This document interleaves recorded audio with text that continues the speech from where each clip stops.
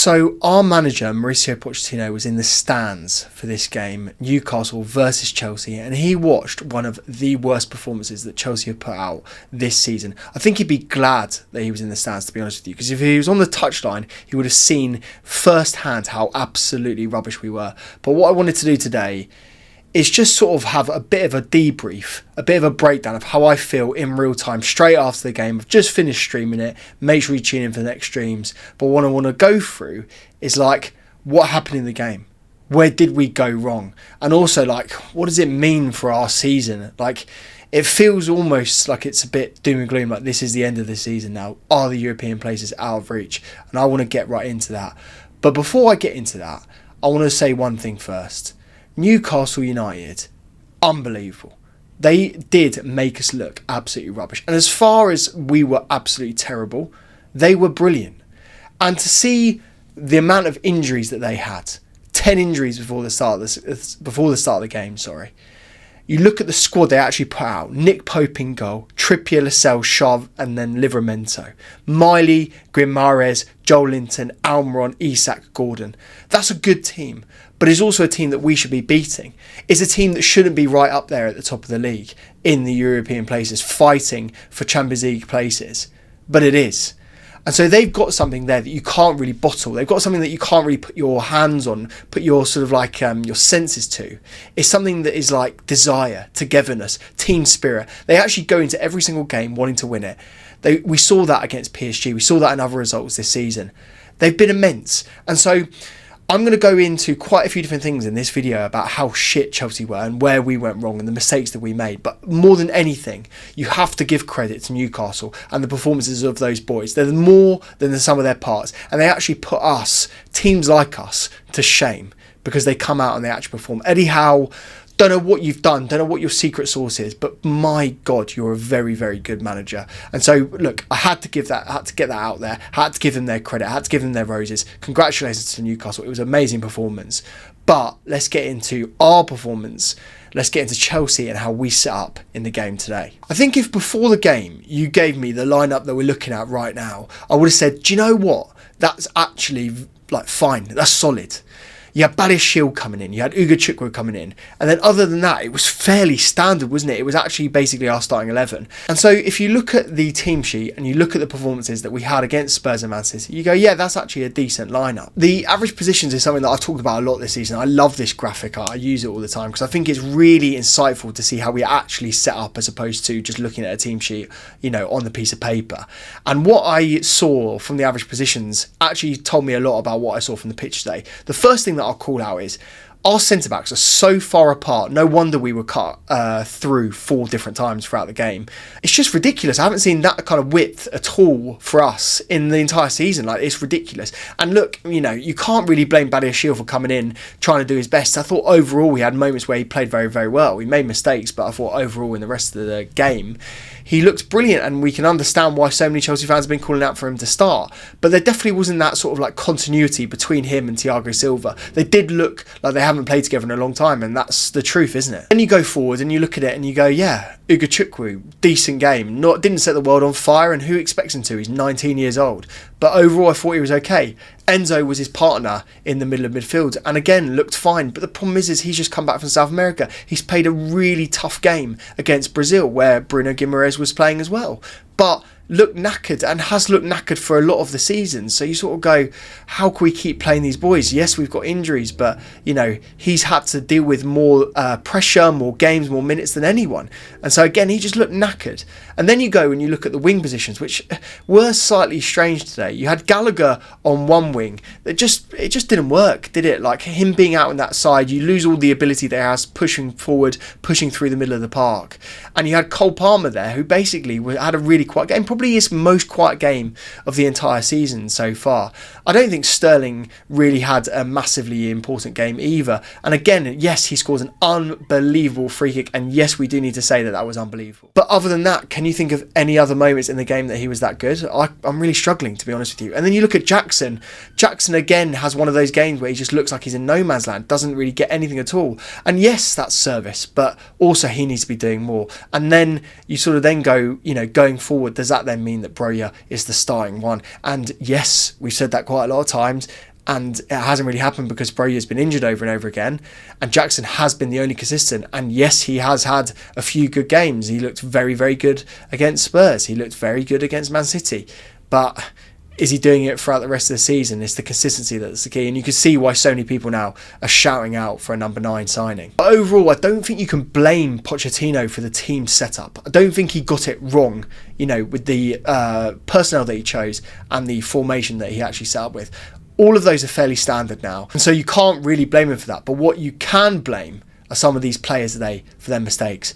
There were a lot of them. First goal, for example, we go 1-0 down. It's because Cucurella is playing Isak onside. So slow off his line, not looking at his centre-back partner, completely allowed that goal to go in. Maybe you could blame the centre-backs for not being close to their man. Maybe you could blame the goalkeeper for not getting out. But come on, Cucurella. You have to be there. You have to be switched on. And concentration is a key thing that we're really missing out on at the moment.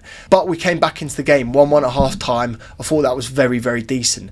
But then 60 minutes happens. They score another goal. Badiashile, for as good as he's been, for all the credit he's got in the bank, I'm sorry, but you do have to blame him for that. He's switched off, he's left his man, and they've scored. And it's just not good enough. And then straight after that, 2 minutes, you go, switch on, boys, concentrate, don't let them get another goal in. We need to score the next goal. And what does Thiago Silva do? Our best player, our most experienced player, he does make an error. He puts a pass back that is basically not even a pass. It's not even a first touch. It goes straight to the Newcastle player and they score again. But it's just like basic errors. And it's not set up and it's not tactics. It's individuals that have made mistakes today. And I do think you need to put your hands up and sort of shout out these guys when they're making errors. Because they're the ones on the pitch. They're the ones that are actually making differences.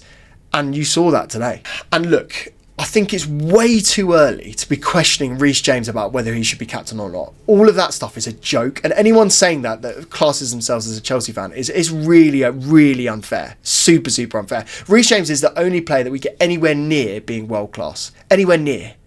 So to say that he's not deserving of being the captain is a joke. But you have to acknowledge that he made a mistake today. He made that second yellow card. I actually forgot that he even got the first yellow card. So to make that challenge when he did, it's just dumb. And you know what? Like, footballing intelligence is one of those things that you just have to do and learn on the pitch. Reece James is a super smart player. He's just had a moment of weakness where he's just forgotten about the yellow card. He's trying to do his best for the team, but it's a stupid decision. And then the game is definitely over then. The game is done. So that was a moment where you just go, we've lost it. And yes, Reece didn't cause that loss, and overall he played fine. But come on, just basic things that we got wrong today. And there were more that I could list. The passing was awful today. The general interplay between players. There were so many silly fouls, silly yellow cards. There were so many instances that we got wrong. And this is the thing. Like, I don't think this is Pochettino's fault per se. I think there were slight errors that he made, maybe in the team selection or things like that. But really, it was on the pitch today. And that's where they made the errors. And we have to shout that out. What you can blame Poch for, though, is the lack of changes. Like, I was shouting about it on the stream. And you know what? I've shouted about it in the stadium in the East Up. I've shouted that we haven't been doing subs quick enough. And we get bypassed in games. Today was one of those games that you knew Newcastle were going to gas out. You knew they were going to get tired. They've got basically no one left in the entire squad. Those players have played every single match for the past few matches. They've played in Europe. They're going to be tired. And so what do? Okay, you make changes early. It wasn't working in the first half. We got a draw. It was okay, but we weren't winning. And we should have been winning that game. And yet, Pochettino leaves it, until after the third goal.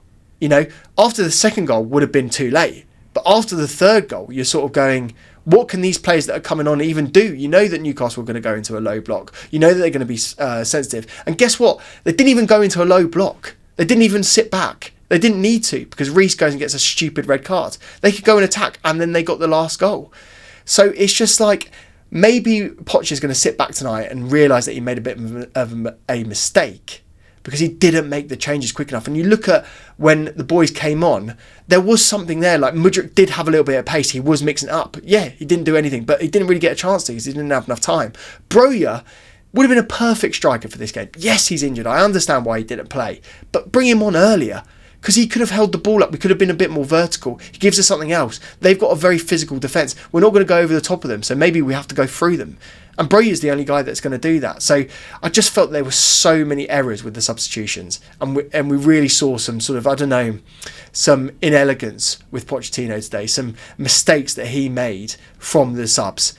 Overall team selection, fine. Team setup, fine. But the subs, big mistake. So with all that in mind, we've now got to question what comes next. And what's going to happen for the rest of our season. Is that Europe over? I think when you look at it, we're 10 points behind 4th place now. 10 points. You know, we're over a third of the season. We're nearly at halfway point now. It seems insurmountable. It's like Champions League, it does seem like it's over. And maybe now we've just got to acknowledge that it is over. And you know what? Maybe a lot of the sane Chelsea fans out there are thinking that it was never really there. Like this was always going to be a season in transition, and maybe we were always destined to be lower down than those Champions League places. But I think a lot of us had a lot of hope, and we felt that this was going to be an opportunity to get back into the Champions League. Me personally, I do think it's done now. I think we're too far off. There are too many good teams up there, and we're going to see one of those good teams when we play them, Brighton, in the next game. We're going to see how good we really are. And I think, again, that's another one of those games that we can prove, you know, do we have the ability to mix it at that top level? Today was one of those as well. Newcastle was one of those games, and we failed that test. But as I say, they made us fail that test because they were absolutely brilliant. But I think there are so many things we can learn from today. We need to be smarter. We need to get the team together and get a bit of desire together.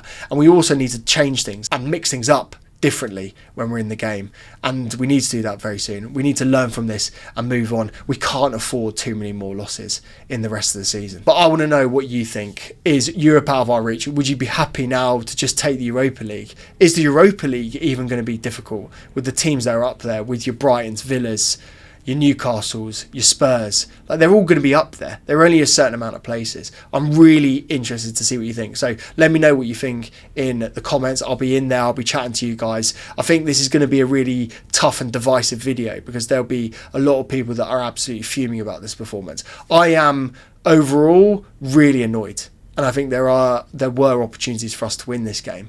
But there are some things you can learn from. I don't even know if they're positives anymore. But that's it, really. That's all you can say. What I will say before I leave you is, if you want to have a bit of a cheer up, a bit of a deal for Black Friday, make sure you head over to Aveste, the home of independent streetwear, my clothing brand. There's some unbelievable deals there. I'm trying to do my best to cheer you up after an absolutely shit result, so go and check that out. And I just want to say, guys, thank you so much for joining me, even on a loss. Thank you so much for all the subscriptions to the channel recently. It's been absolutely brilliant. You guys on the channel cheer me up every single day, even when we do lose, so I massively appreciate it, and I'll see you again in the next video.